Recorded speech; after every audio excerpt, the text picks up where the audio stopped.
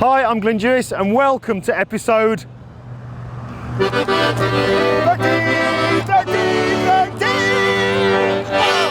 of my video podcast.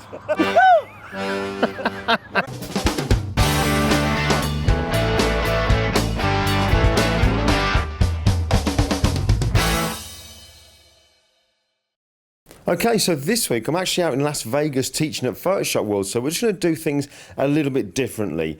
What I've done is I've actually put together two short videos from the recent full-length downloadable tutorials I've made available on my website, the supercar retouching and the editor. Now the first video I'm just going to show you how you can remove a troublesome hotspot off the back of the car. And in the second video, I'm just going to show you how you can do healthy smoking, if there's any such a thing. It's just how to make the cigar look alike using layer styles. So the next thing I want to do is actually remove a bit of a problem area on this picture, and that's this hotspot on the back of the car. Obviously, because this was taken during a day when there was literally no clouds in the sky and we just ended up having this bright sun coming in from the left hand side, we were going to get hotspots. So I think, considering the kind of weather that we were trying to put up with, we didn't do too bad just ending up with this one hotspot on the back of the car. So I want to show you how I'm going to remove that. The first thing I'm going to do is add a blank layer. And then what I'm going to do is, because I'm going to use my clone stamp tool to remove this, what I don't want to do is to bring in other areas when I'm using my clone stamp tool, because it's very difficult, particularly when you're using it near other parts of the car, like where there's contrast and other elements like the registration plates and all these lines. It'd be very easy for me to bring in those parts when I'm cloning. So I want to stop that from happening. So to do that, I'm just going to get something like my polygonal lasso tool and just put a selection around the area containing the hotspot. Keep it within this kind of area where we've got this defined kind of grey tone, something like that. So where these marching ants are now, whenever I use my clone stamp tool, it won't go outside of those marching ant selection.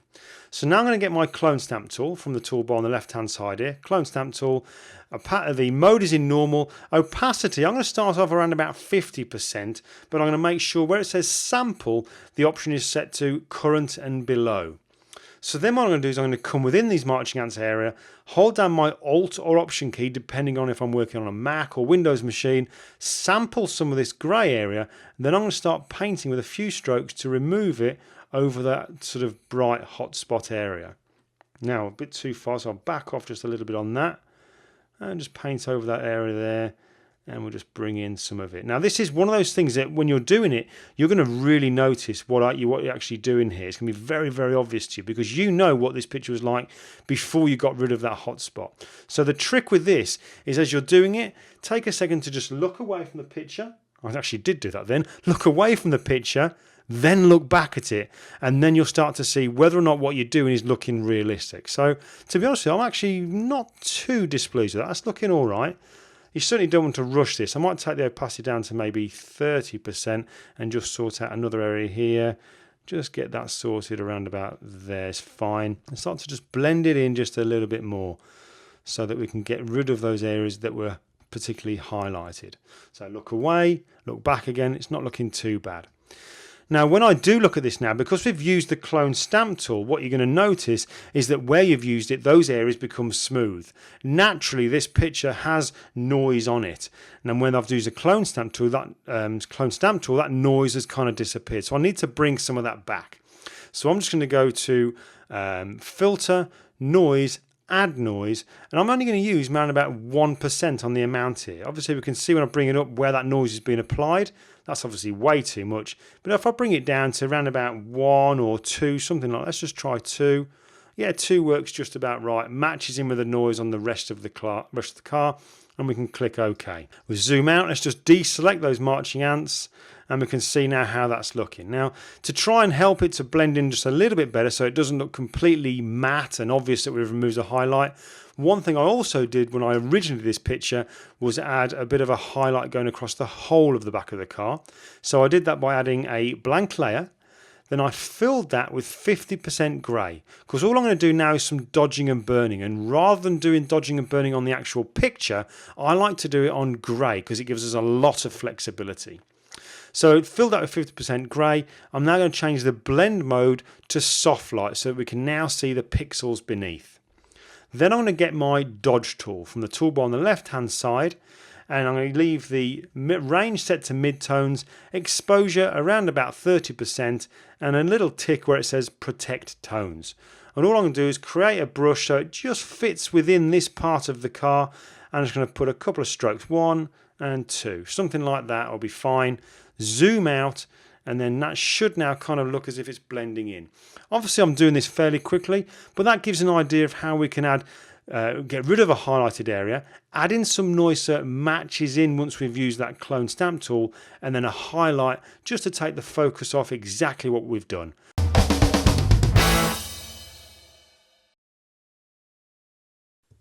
Now, to make the cigar first of all look like it's actually a light, I'm just going to zoom in to about here is fine. And I'm going to click on the very bottom layer here, the one that we called retouch. Then I'm going to get my freehand lasso tool and make a selection of the ash area of the cigar.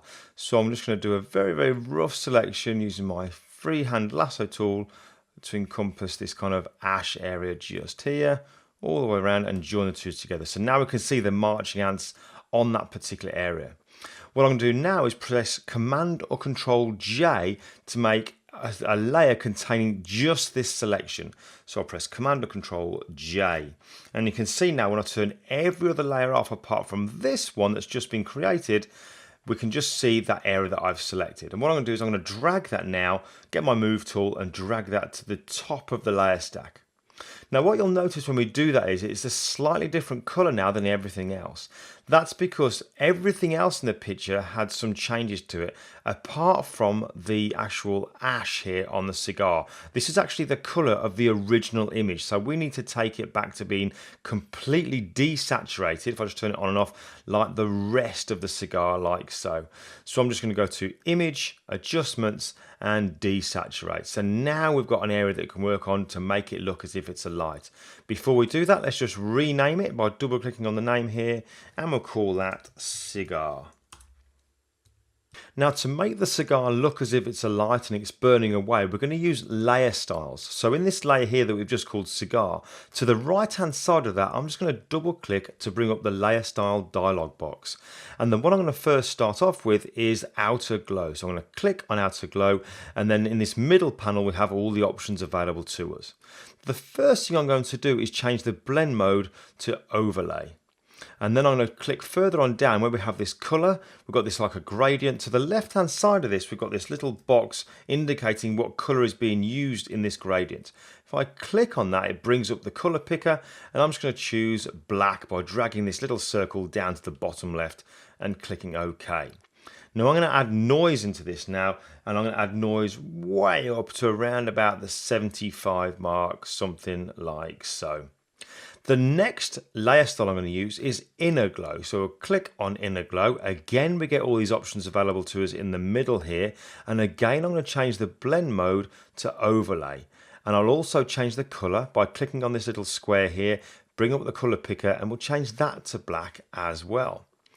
The only change I'm going to make in here is in the middle section called Elements. And I'm going to bring up the size to around about 25-ish, something around about there is fine. You can see that being changed real time on the end of the cigar over to the left of our screen here. So if I bring that up to around about 25-ish, and let's just type that in there, 25. And the last one I'm going to use to add that burning look is a gradient overlay. So when I click on gradient overlay, again we get all these options available to us. And the one I'm going to first of all change is the gradient. Now to give it the kind of look as if it's burning, we're going to use a black to red gradient. So I'm going to click first of all, let's just cancel that there, where it says gradient just here, and we've got this gradient bar. If I click on that, it brings up the gradient editor. Now we obviously got one at the moment that goes black to white. I'm quite happy with it being black. It's this one over here that we want to change to red. So to do that, I'm just going to click on the little square at the very end underneath at the bottom here. Click on that and you'll see that it now allows me to change the colour in the bottom section here. If I click on the colour there, the white one, it brings up the colour picker, and then I can come in and choose a suitable kind of colour to add to make this cigar look like it's burning away. So we'll go for like a a red. And again, because we're working non-destructively, we can always come in and change this later on if we don't think it works quite right. So for now, I'll just go for something around about there. Click OK. I also need to click OK on the gradient editor to close that down. And then at the moment, as you can see, it doesn't look all that realistic. But if I change the blend mode now that we're back into the layer style to, we'll go for overlay, we can see how now that is mapping to all the dark and light tones within the end of the cigar in that ash area. And if we think that's too much within here, we can use the opacity just to drop it down a bit so it's not quite so intense. So something like that will be fine. Now, when I originally did this picture, for a finishing touch, I just added a bit of smoke to the end of the cigar here. So I'll show you how I did that, because basically all I did was went to Google and typed in free smoke brushes for Photoshop, and lots and lots of websites come up offering free downloads of brushes that you can install very quickly and easily. Now, I've not actually included any brushes with this tutorial download because a lot of times the proviso is that you don't actually share them. It's okay to use them on your own images, but not to share them across for everybody else. The people who make them, who are kind enough to do so, just prefer that you go directly to their own site and download them. But they're very, very easy to find. But I'll just zoom out now and show you one. There's a selection of brushes that I've got. I'm going to create a blank layer. I'm going to rename that to smoke. And then I'm going to press B on my keyboard to get the brushes. And in the upper left here now, when I click on this little down arrow, I can then choose all the brushes that I've got installed. I can choose any of them here. So as I scroll through, this is an example of some of the brushes that I found just by typing in free smoke brushes for Photoshop. And I'll just choose one of these that kind of looks as if it'll work. Let's just go for this one here, 675. Click on that. I'll make sure that my foreground color is white because we're going to add some smoke. So I'll press X on my keyboard to flip them over, and then I can either increase or decrease the size of it, and we'll just click down just the once, and you can see straight away we get this smoke added on there. Now, I might just want to make some changes to it. First of all, I can reposition it by pressing V on my keyboard to get the move tool. I can even lower the opacity if I don't want it to be quite so intense. Something like that is fine. I could even come in and go edit, transform and warp just to sort of manipulate it just a little bit so it's not exactly as it was. I can kind of mold it just a little bit more onto the end of the cigar. Something like that will be fine. But it doesn't need to be a really strong effect. Just something there I think kind of adds to the picture. In fact, let's just zoom in a little bit and I help it to blend in there with the end of the cigar by adding a layer mask, getting a brush, a black brush. Let's just now go back to a normal brush by coming to the top here, clicking on something like the third one across. I'll go for 50% opacity, reduce the brush size down and just paint it away just a little bit so it blends in a little bit more with the end of the cigar like it would do in real life. And then we'll just go back to full view by double clicking on the hand tool so we can see everything as it is coming there. Now what I'm going to do is I'll just close down all these layer style effects here, close that down by clicking on the arrow, and I think I'll put the cigar and the smoke into one group as well, again to keep everything nice and tidy. So the uppermost layer is selected. I'm going to hold down my shift key, click on the layer below. So these are both layers that are actually making this cigar look alight.